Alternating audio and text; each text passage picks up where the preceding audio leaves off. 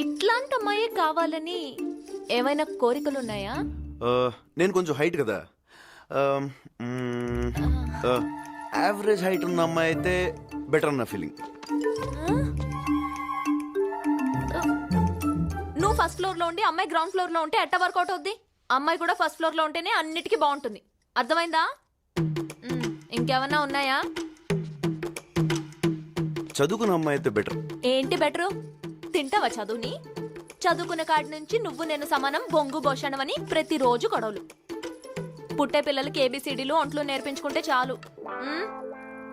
కొంచెం వాడండి అయ్యా.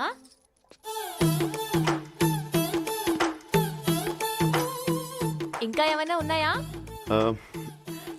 ఎవరు లేని అమ్మాయి అయితే అమ్మని బాగా చూసుకుంటుందని నా ఫీలింగ్. సంక నాకిపోతావు.